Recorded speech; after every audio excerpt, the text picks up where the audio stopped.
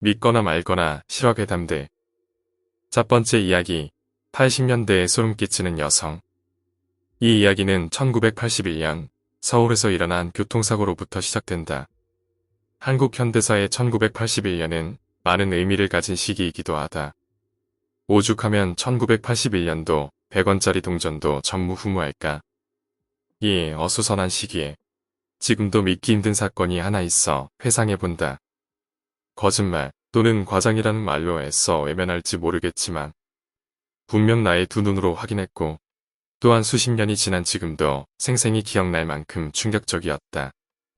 모델명은 기억나지 않지만 한 외제차와 대중교통버스가 지금의 전농초등학교 앞에서 정면 충돌 사고가 발생했다. 버스에서는 운전사를 포함 경미한 부상자들이 몇 명 발생했고 외제차에 혼자 탑승했던 30대 한 여인은 그 자리에서 즉사했다. 그런데 이 사고는 제법 재빠르게 수사가 진행되었는데 가장 놀라운 것은 사고 당일 바로 국과수의 부검이 요청된 것이다. 신원을 확인도 하지 않은 채 위에서부터 긴급한 지시가 떨어지는 바람에 바로 부검에 들어갔다. 지금 생각하면 절대 일어날 수 없는 일이 이 사건에서는 발생한 것이다. 직접적인 사망 원인은 충돌로 인해 핸들이 파손되면서 운전자 가슴에 정면으로 박히면서 부서진 갈비뼈가 심장에 강한 충격을 줘 발생한 심장 쇼크사였다. 그 당시 국과수 의견은 보통 교통사고로 사망되는 가장 보편적인 내용이어서 다들 대수롭지 않게 생각했고 다만 왜 신원도 파악되지 않은 사망자를 이렇게나 빠른 시간 내에 부검을 실시했는지가 궁금했을 뿐이다. 30대의 이 여인은 미모의 여성은 아니었지만 그리 밉지 않은 얼굴에 긴 머리를 하고 체형은 피골이 상접해 보일 정도로 깡말랐었다.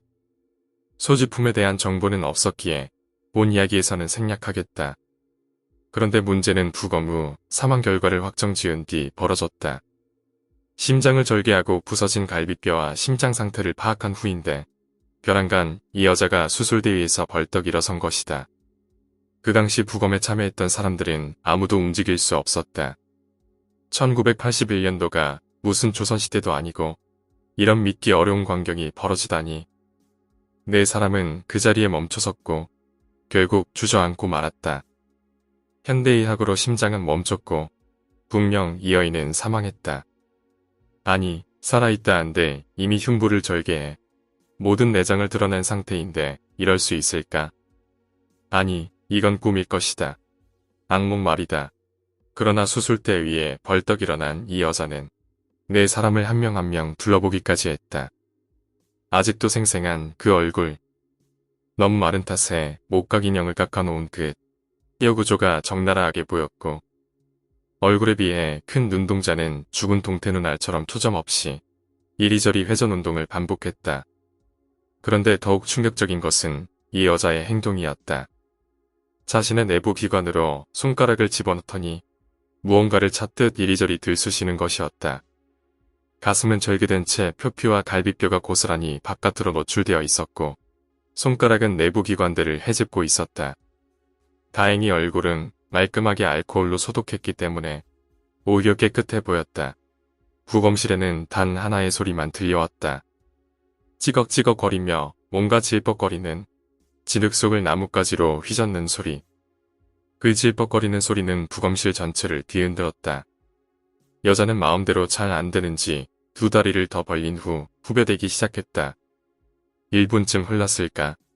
여자는 고통스러운 얼굴을 하며 결국 무언가를 끄집어내고는 그 자리에서 기절했다. 국과수 위원들은 곧바로 이 믿을 수 없는 사태를 수습하고 보고를 서둘렀다.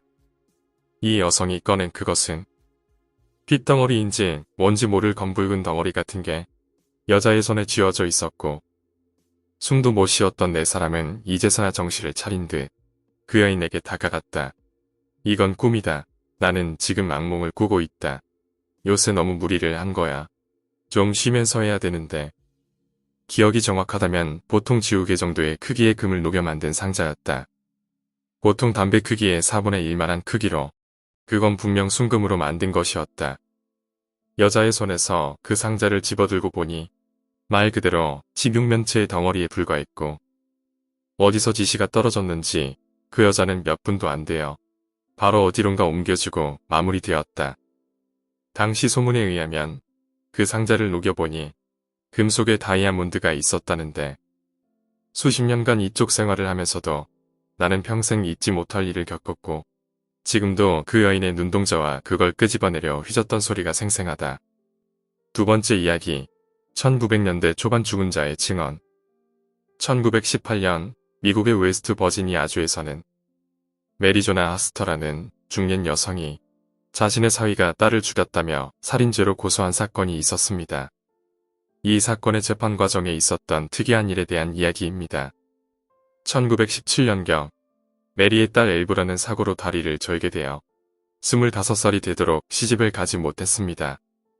그러던 중 옆 동네로 이사 온 지 얼마 되지 않은 에라스머스라는 청년과 엘브라가 친해졌고 몇 달 후 결혼까지 하게 되었습니다.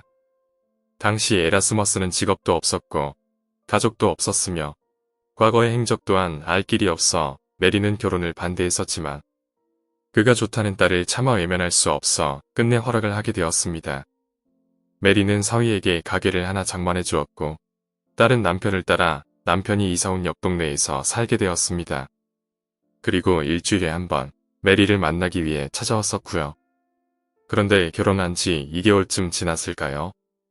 딸의 집으로 오는 게 점점 뜸해지더니 결국 아예 오질 않는 것입니다. 메리도 처음은 바빠서 그런가 싶었지만 점점 연락조차 되질 않아 불안한 마음에 딸에게 방문을 하겠다고 연락을 하게 되었습니다. 그러나 사위는 아내의 몸이 좋지 않아서 그렇다며 나중에 와달라고 말하며 메리의 방문을 거절했습니다.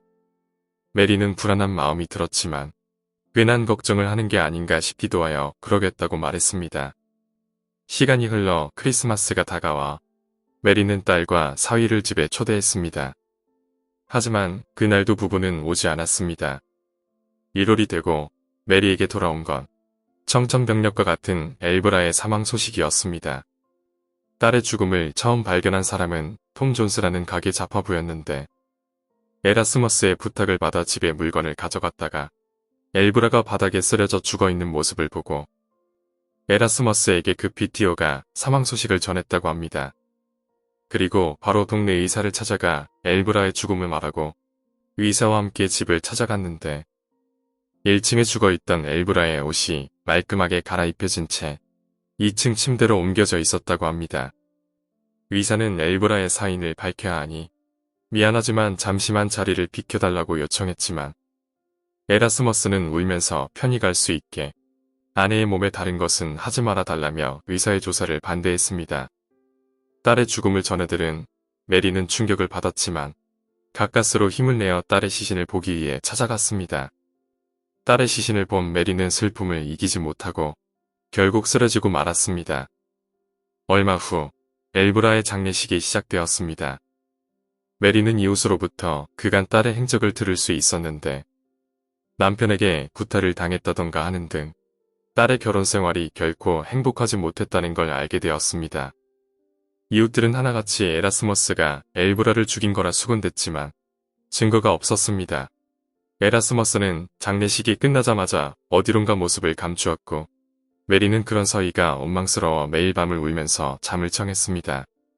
그녀는 매일 밤 잠들기 전 제발 딸의 사인만이라도 알려달라며 기도를 하고 잠이 들었고 그녀의 간곡한 기도가 통했는지 며칠 뒤 메리의 꿈에 엘브라의 모습이 나타났습니다. 엘브라는 남편이 심한 구타를 한 뒤 목을 부러뜨려 죽였다는 말을 했고 그가 사람을 죽인 것 또한 이번이 처음이 아니라고 말했다고 합니다. 이런 꿈을 몇 번에 걸쳐 꾸게 된 메리는 사위가 범인일 거라는 확신이 들기 시작했습니다. 메리는 가족들의 반대를 뿌리치고 의사의 집을 찾아가 죽은 딸을 다시 파내어 부검을 해달라 부탁했고 얼마 후 부검된 딸의 사인이 부러진 목 때문이라는 것을 알게 되었습니다. 의사와 함께 마을의 판사와 검사를 찾아간 메리는 자신의 딸은 살해당했으며 유력한 용의자가 사위라고 고소했지만 판사는 메리의 고소를 받아들이지 않았습니다. 그런데 이후 마을에서 이상한 일이 자꾸 벌어졌습니다. 마을 곳곳에 널어둔 빨래나 천이 계속해서 붉게 물드는 것입니다. 게다가 심지어는 죽은 엘보라의 모습을 보았다는 사람들까지 나타났습니다. 이런 일이 계속되자 판사는 메리의 고소를 받아들이고 에라스머스의 행적을 조사하기 시작했습니다. 그런데 충격적인 사실이 밝혀진 겁니다. 에라스머스는 이미 2번이나 결혼을 한 유부남이었으며 첫 번째 부인은 남편의 구타를 이기지 못해 도주했고 두 번째 부인은 집안에서 의문의 변사체로 발견되어 에라스머스에게 혐의가 갔으나 증거 불충분으로 풀려났던 것입니다. 그 뒤로 이 마을로 도주해온 에라스머스와 메리의 딸 엘보라가 결혼한 것입니다. 에라스머스는 결국 감옥에 들어가게 되었고 처음엔 혐의를 완강하게 부인해 재판이 힘들었지만 메리의 자세한 꿈 내용과 딸의 죽음에 대한 의문점 등을 글로 적어 사건의 증거로 제출했습니다. 판사는 죽은 자의 증언을 인정해 주었고 에라스머스는 무기징역을 선고받았습니다. 감옥에 갇힌 에라스머스는 정신적으로 불안정한 상태를 계속 보이다 2년 뒤 돌연사하게 되었는데 당시 에라스머스와 같은 방을 사용했던 교수의 말에 의하면 잠결에 그의 목을 조르고 있는 어떤 여성의 모습을 보았다고 합니다. 오늘 이야기는 여기까지입니다. 오늘 이야기가 재미있으셨다면 구독과 좋아요, 댓글 부탁드립니다. 댓글은 저에게 정말 큰 힘이 됩니다. 감사합니다.